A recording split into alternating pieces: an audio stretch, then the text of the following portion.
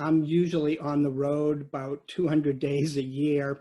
And for the past 6 months, I've been pretty much in one house. And the last time I was on the road, we were training across the country in a trauma approach in terms of cognitive behavioral therapy. And then we left and all the schools shut down. And so everything has been virtual.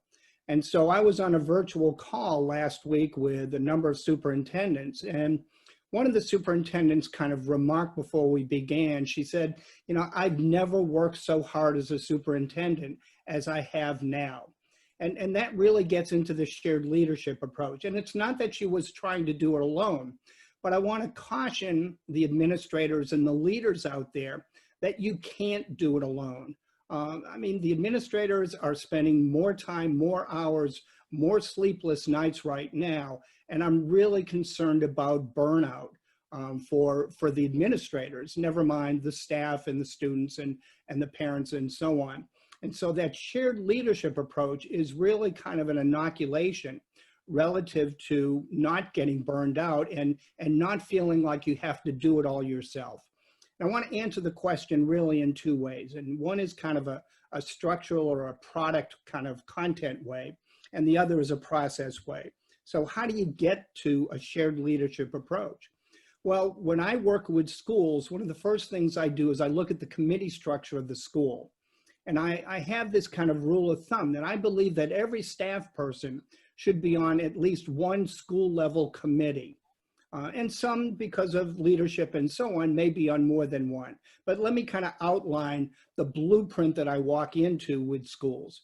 So you've got a school leadership team or school improvement team or whatever you want to call that. And I'll come back to that later. But we usually look in the blueprint at 5 functional committees. And those 5 functional committees represent effective school and schooling.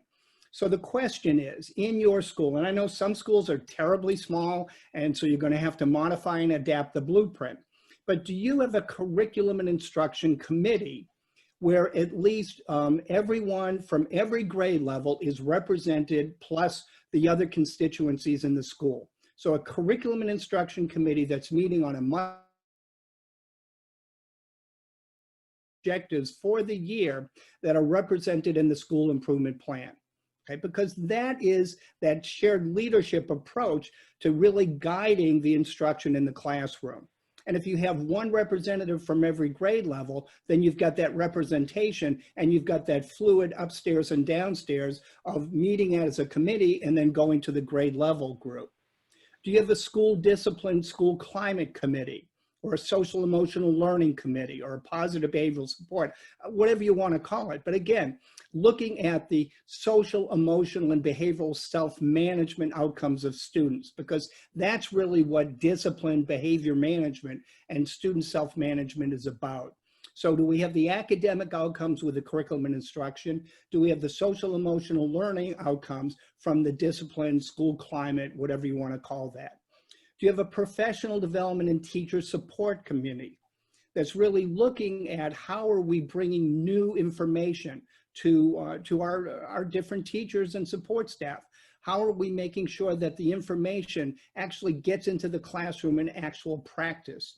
How are we doing in terms of coaching, in terms of consultation? So a professional development and a staff support committee. Do you have a community and family outreach committee? I mean, a lot of times we have parent organizations and they're outside in, but we need to have an inside out group that's looking at community and parent involvement and outreach. And then again, that committee's meeting on a monthly basis. And then you have what sometimes is called an RTI, a response to intervention, or a multi-tiered services committee, but you know, a committee that's looking at the services, support, strategies, and interventions academically and behaviorally that some students need in order to be able to maximize their outcomes from an academic and a social perspective. So you've got these 5 committees. You've got co-chairs running these committees that are not administrators. Administrators are ex officio. And then the co-chairs form the core of the school leadership team. So that's one approach on a structural level to, looking at shared leadership, where people are working the school improvement process at a functional level that drills down all the way to the classroom. Now, the process side I'm going to do very quickly, and it's embodied in what I call the 7 C's, but the C is a letter. And process drives product. If we don't have good group process and we don't have good interpersonal relationships, then we can have the structure, but we're not going to have the shared, because that's a process, shared leadership approach. So again, the 7 C's, and I'm not going to get into a lot of detail with it. They are caring. So what's the level of caring relative to your staff? Staff to staff, staff to students, students to parents, and staff to parents. The communication processes is the 2nd C.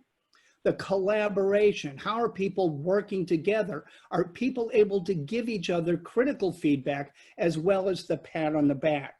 What's the commitment?